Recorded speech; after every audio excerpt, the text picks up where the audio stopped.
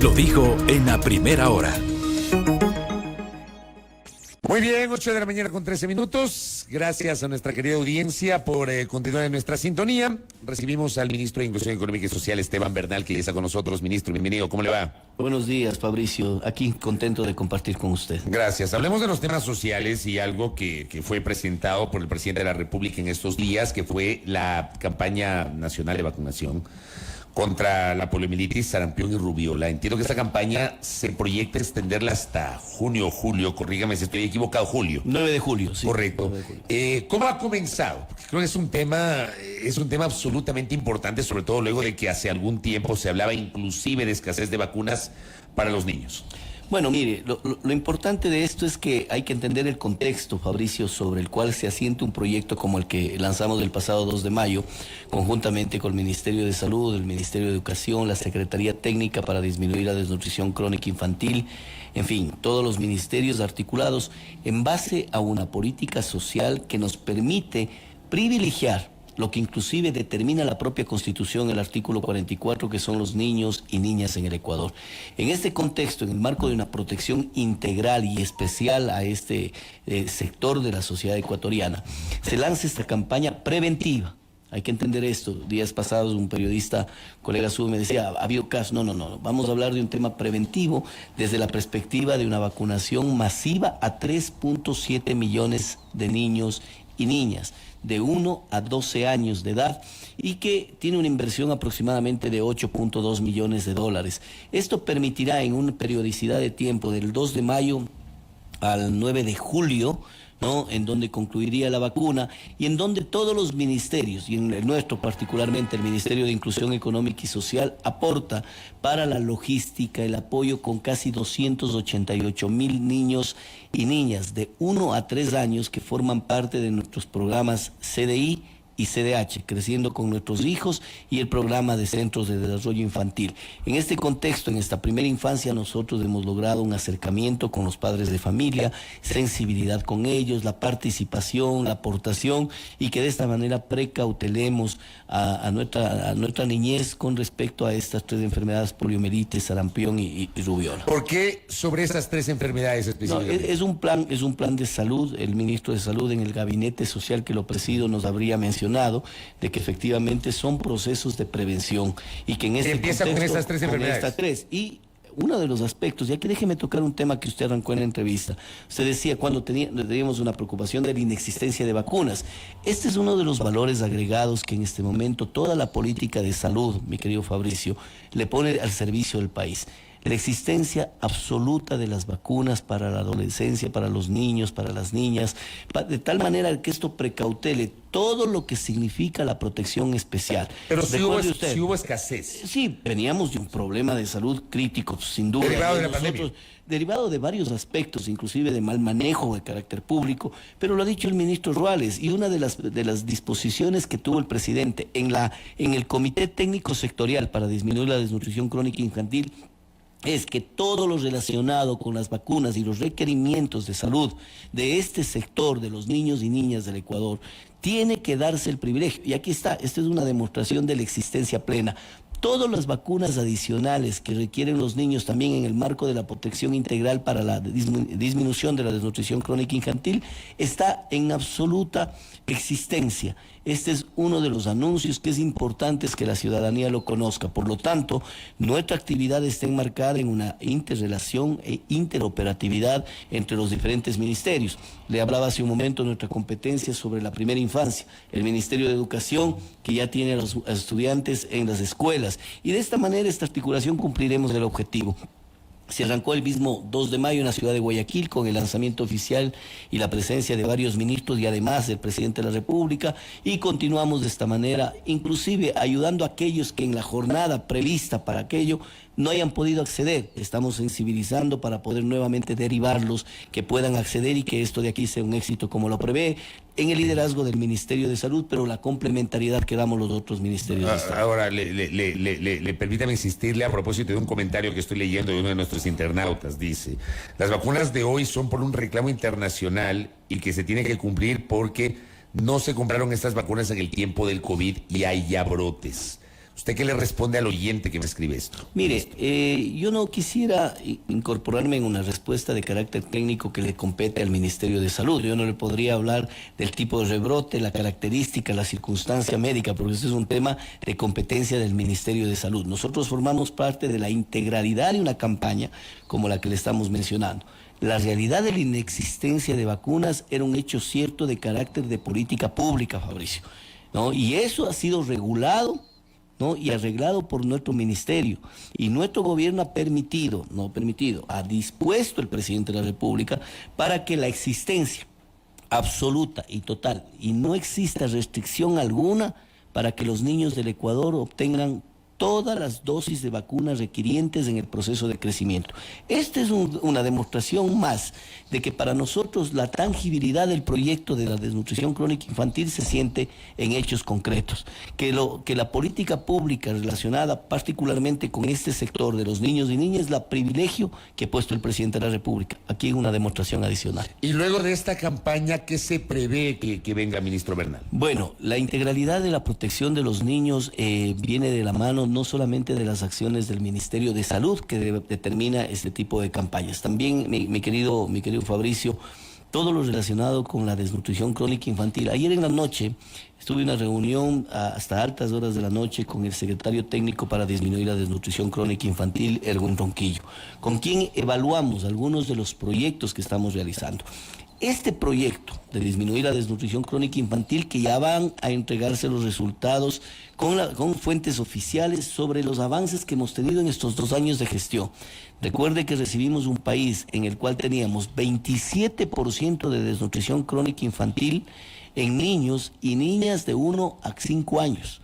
Siendo el segundo país más alto de la región. Solo Guatemala estaba por encima de nosotros con el 43%. Teníamos una desnutrición crónica más alta que Haití. No me anticipo en mencionar cuáles serán los resultados, pero creo que de lo que he podido evidenciar, todo lo que hemos hecho ha avanzado. ¿Y qué es lo que hemos hecho? Acompañamiento familiar, consejerías, potencialización del programa de CNH, implementación de los 85,000 niños y niñas en los centros de desarrollo infantil, el bono Infancia Futuro, que hoy por hoy ya lo reciben 52,000 madres gestantes y madres de niños de 0 a 45 días. Un bono, además, Fabricio, que nos permite entregar de manera recurrente durante 1,000 días, es decir, aproximadamente 2 años, 9 meses, $50 a madres que están en condiciones de vulnerabilidad, de pobreza y pobreza extrema. Y los $10 adicionales, porque el bono es de 60, recordará usted, los 10 adicionales se entregan en 3 hitos, porque este es un compromiso de todos, particularmente de las madres que están en este proceso de gestación o de las madres de los niños de 0 a 45 días que han sido beneficiarias del bono. Reciben en 3 hitos, decía, $90 durante su etapa de gestación, $10 por mes, 120 durante el primer año de vida del niño y 120 durante el segundo año, pero siempre y cuando, Fabricio, la madre garantice y certifique el haber asistido, por ejemplo, a 3 chequeos prenatales durante todo su proceso de gestación, mínimos, ¿no? Durante 6 chequeos al niño una vez que nace, durante 6 chequeos durante su primer año de vida, además de las vacunas y además de la inscripción en el registro civil. Lo mismo pasa en el segundo año. ¿Por qué hacemos esto? Porque nosotros no podemos, además de la protección que hacemos como Estado, desprender de la responsabilidad que tienen los padres y madres para con sus hijos. Por lo tanto, este tipo de incentivo, no es condición, sino es un incentivo, se da para que hagamos y las madres de familia logren ese cumplimiento de corresponsabilidad. ¿Cómo certifican ese cumplimiento?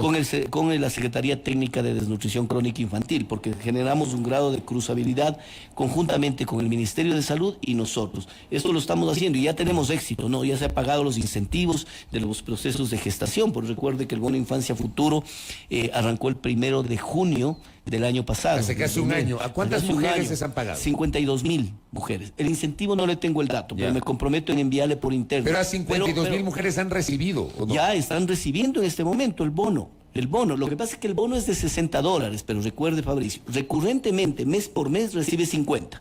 Los $10 adicionales es el incentivo que se le entrega adicionalmente cuando ha certificado el cumplimiento de estos compromisos también para con su hijo, no para con el Estado. Ministro, me envía acá otra pregunta uno de nuestros oyentes. Dice, una campaña de desnutrición infantil con apenas 7 nutricionistas en todo Quito. Yo sé que usted no es el ministro de Salud, pero está al frente del sector social. ¿Tiene algún detalle sobre esto que me dice uno de nuestros oyentes? Yo soy respetuoso de la libertad de expresión y de decir los datos a veces sí. Pues de acuerdo a la fuente y le pregunto. Pero mire usted, Fabricio, yo creo que guardando la prudencia de que todo es perfectible, pero nunca antes ningún gobierno, y lo digo con mucha profundidad, ha ocupado tanto tiempo, tanto espacio y tantos recursos, 340 millones de dólares en este año, codificado y presupuestado para impulsar el proyecto de desnutrición crónica infantil en el Ecuador. Esto significa que todos los ministerios, incluyendo otras instituciones, la Secretaría Técnica tiene a 17 instituciones a su alrededor para cumplir el objetivo que para el presidente Guillermo Lasso es el legado final que dejaremos de nuestro gobierno.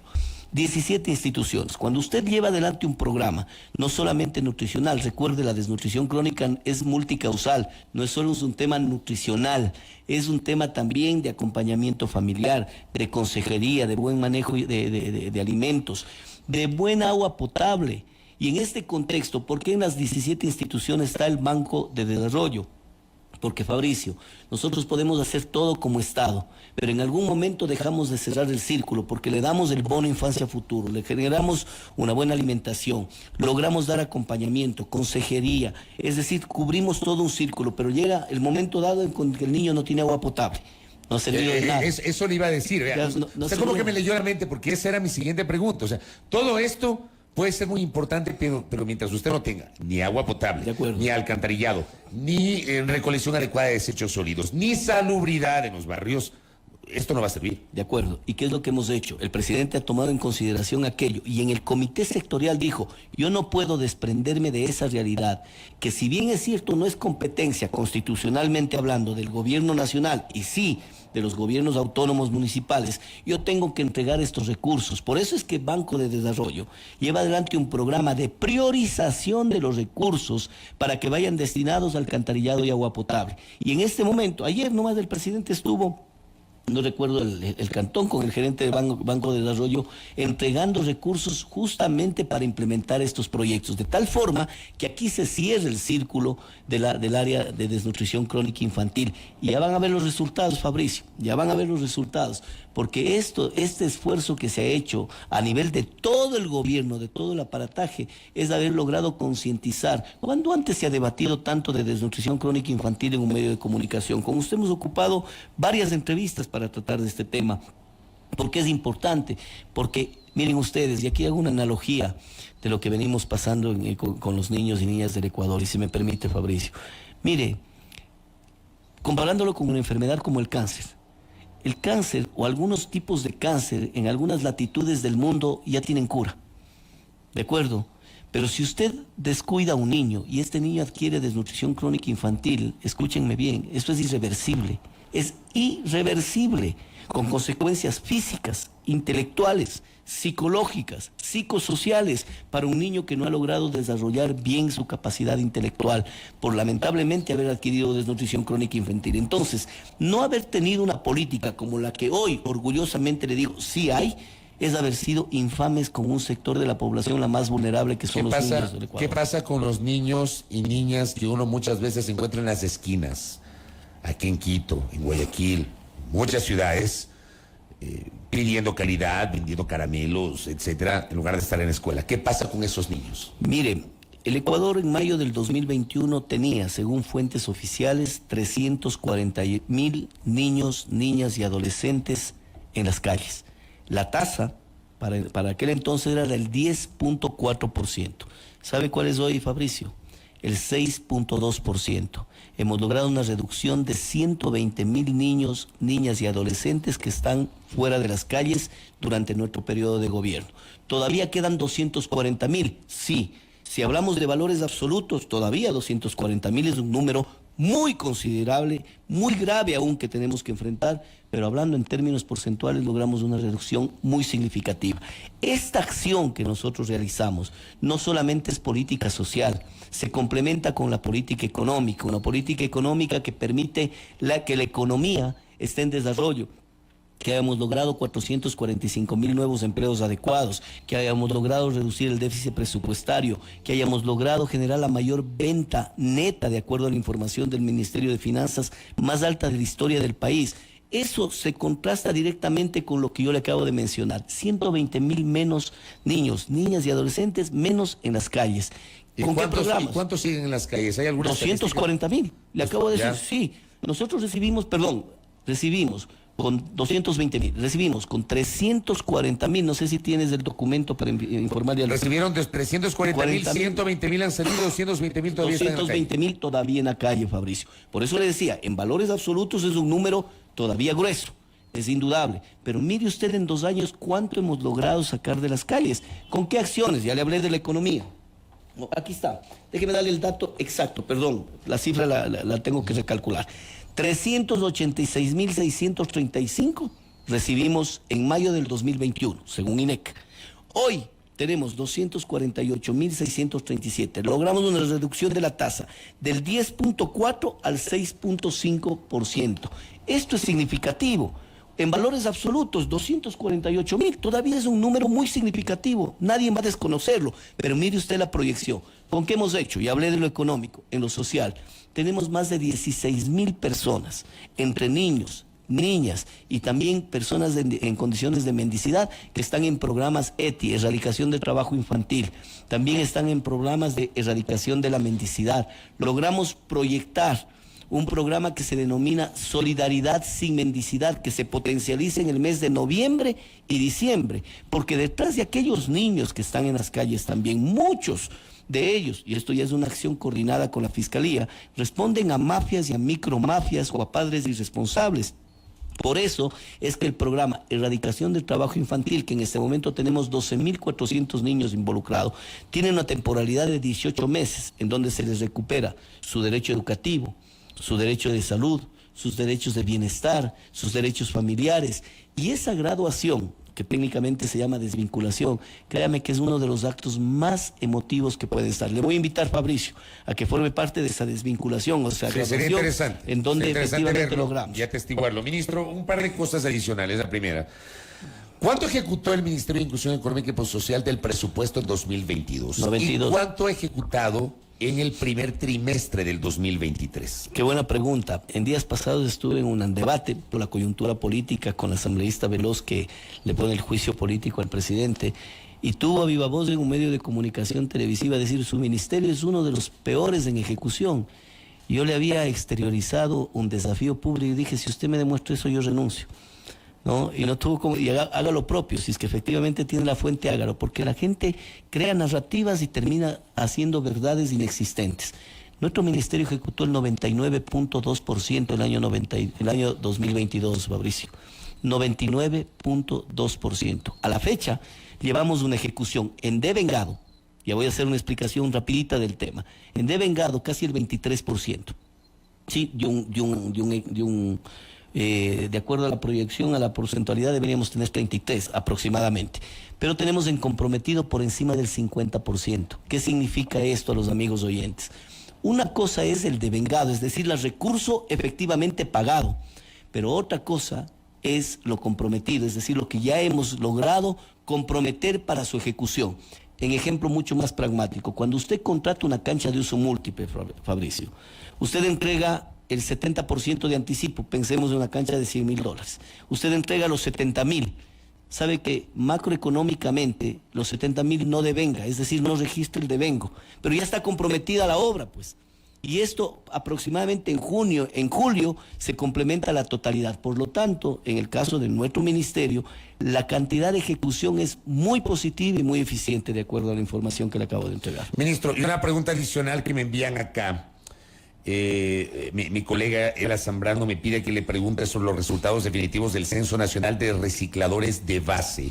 A finales del año pasado se presentaron resultados preliminares y no se ha dado más información y han pasado 5 meses. Bueno, lo entregamos, lo hicimos público, lo hicimos en la ciudad de Ibarra, un acto público en el cual informamos. Dicho sea de paso, yo le debo, que bueno que esta entrevista ha sido tan grata para poder tocar temas y logros de carácter en términos de política social.